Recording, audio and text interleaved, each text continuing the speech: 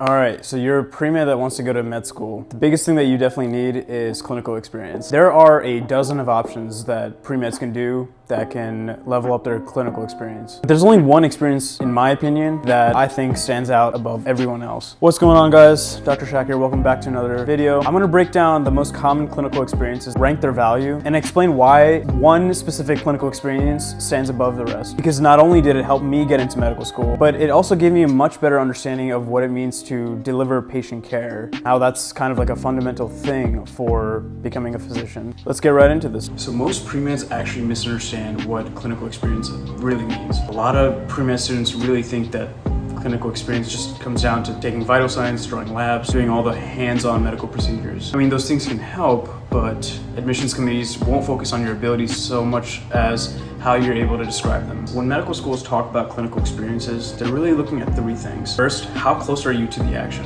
Are you actually present where the patient care is happening? Whether that's in a hospital, a nursing home, hospice care, or even in the emergency department. Second, how significant is your ability to interact with patients? Are you actually interacting with patients and their families, or is it just something where you're kind of like a fly on the wall, just kind of observing, maybe shadowing? And I'll get into shadowing a little bit later. And lastly, how much perspective did you actually gain from that? How much insight did you get from that experience in specifically healthcare? All these questions are what they're looking at you to answer. The main thing to understand is that you don't have to be able to demonstrate your ability to do medical procedures. Admissions committees don't really care if you can use your hands to draw labs or whatever, because in medical school, you're gonna learn those skills anyway. You just need to be close enough to observe the patient's struggles, understand their full story, see how these healthcare teams work together, and also contribute in some way to those experiences. The experiences that actually matter are volunteering on a hospital floor, working in the emergency department, volunteering in hospice care, or even spending time with residents in a nursing home. And that's because they are real patients with real illnesses. So like I mentioned earlier, you're hearing their stories, you're seeing their struggles, and you're seeing how healthcare actually plays a role in hopefully treating them. Those are the volunteering clinical experiences. Now, paid clinical jobs are even better. So you can become a medical assistant, EMT, patient care technician, and even a scribe. All of these are great because you're getting paid, but you're contributing directly to the flow of patient care. And in my opinion, these roles give you a larger exposure to medicine than the volunteering jobs. Now, there are some exceptions where you can be a volunteer in the hospital or like in medicine, but either way, any of these clinical experiences count because a lot of the times in these med school interviews, you're going to be asked about them. I personally was asked about my experiences as a patient care technician in my med school interviews, more so than any other working activities section entry.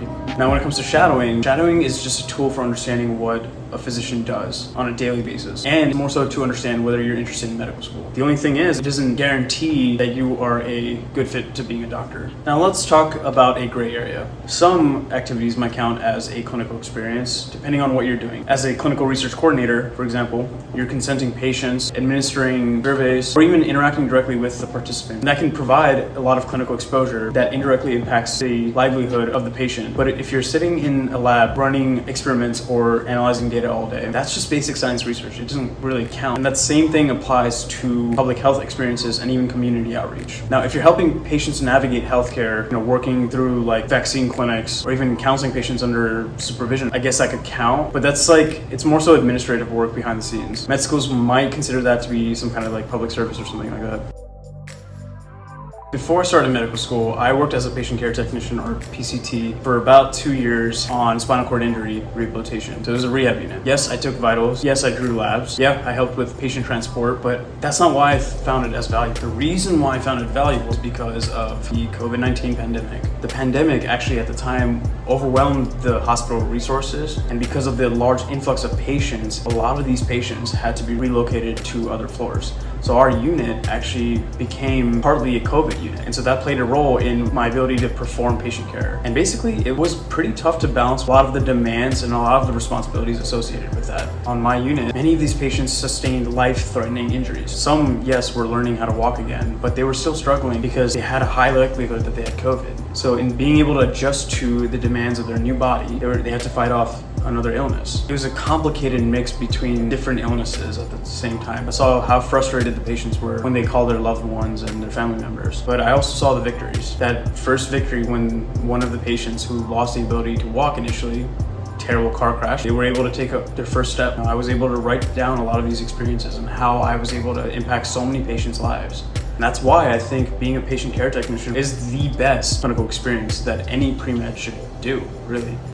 Clinical experiences can be a wide variety of whatever you want. You just have to find the one thing that allows you to stand out as a worker in that clinical experience. How did that clinical experience set you apart in distinguishing the fact that not only do you want to become a doctor, how you can impact patient care as a physician given this experience? That is what medical school interviewers are looking for. A lot of applicants will tell med school admissions committees what they did. Obviously, every clinical experience is able to check off the boxes that they're looking for. But the reason why I put patient care technician at the top, because it elevates to a much greater degree than the other ones. If you made it to the end of this video, thank you so much for your support. If you like the content, leave a like and subscribe if you're new.